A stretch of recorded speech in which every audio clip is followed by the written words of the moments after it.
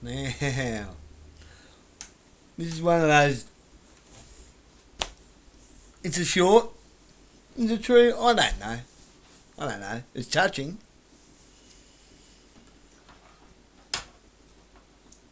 Now I'm going to put it to you this way.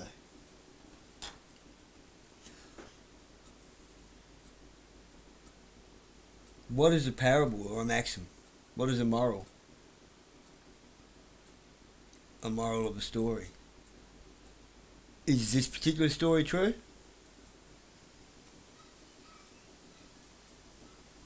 It's about Keanu Reeves and a woman with cancer and a little boy. I don't know. It's as true as we make it.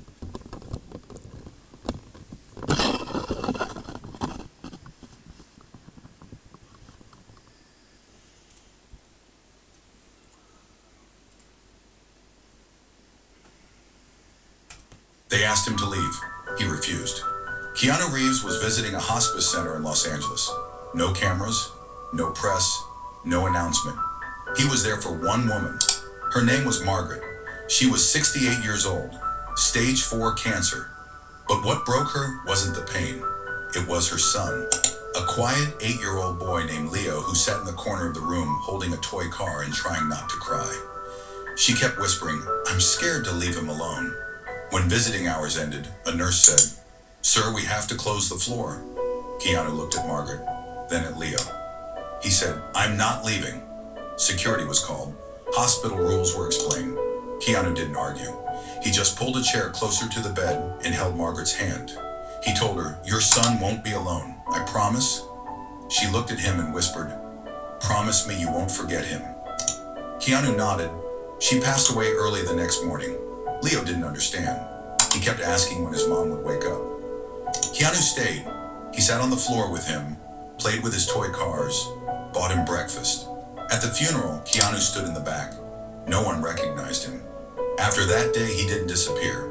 He quietly paid for Leo's school, his clothes, his counseling. He showed up to school plays, graduations, birthdays, never for photos, just for the boy. Years later, Leo told a teacher, "My mom said someone would take care of me, and he did." Some people play heroes on screen. Some people become one in real life. If this story touched you, leave a kind word in the comments. They asked him to leave.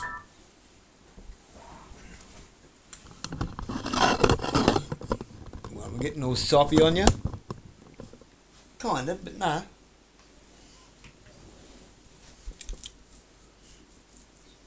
Are we gonna start taking responsibility? See, that's church, that's real responsibility. That's community. That's law. See, nobody seems to grasp the concept of what law is, God's law. That's law. That's God's law. In action. Whether that's even true or not is not the point. Is it true? We can make it true. We can start taking responsibility for our own. It takes a village to raise children, not just one mum or a dad. To do it right on your own is fucking hard. Anyone can do a half-assed job, and look what that creates. The times get tough and people hand their responsibility over to the state. And the state, well, they don't have your best interests at heart. They have legislation's best interests at heart. Bureaucracy justifying their own existence's best interest at heart. They don't give a flying fern tree. I'm trying to curb my F-bombs a bit. They don't give a flaming flamingo.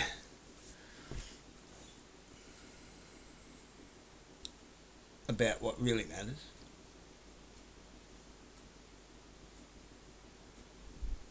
We've got to stop letting legislature destroy our lives, is what I'm trying to say. We've got to stop letting people who get paid to do the job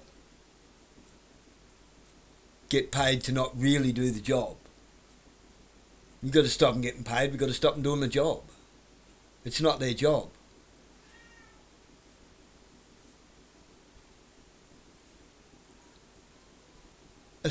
You know your neighbour's kid better than a stranger, correct? A grandmother knows their grandkids better than a stranger. An auntie does, an uncle does. How about if we actually was all taking proper responsibility instead of people choosing where a child goes? How about a child chooses who they want to be taken care of by? A child will not live somewhere where they're not being taken care of, when they know the difference between being taken care of and not being taken care of.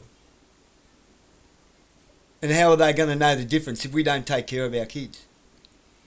How? If you're going to keep handing your responsibility over to the state. Why? So they can go to job, go to work. Mums, why?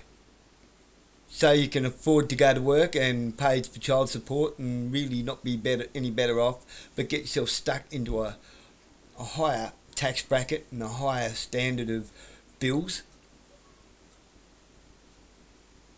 A more expensive form of misery and being not present,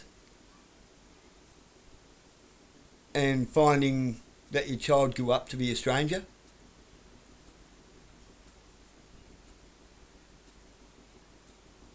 Finding that your child grew up with somebody else's morals and ethics or lack thereof. How did my son end up a jailbird? How did my son end up addicted to drugs?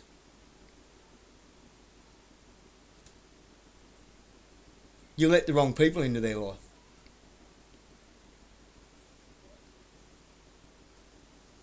You live to do as I say, not as I do lifestyle. All that.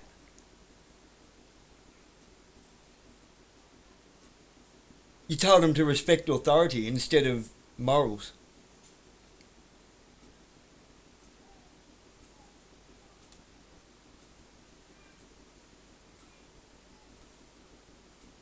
You told them to do as they're told instead of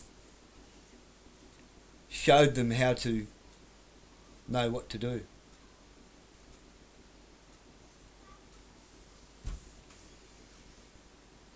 Yeah, we can all be that. We can make that real. That can be real.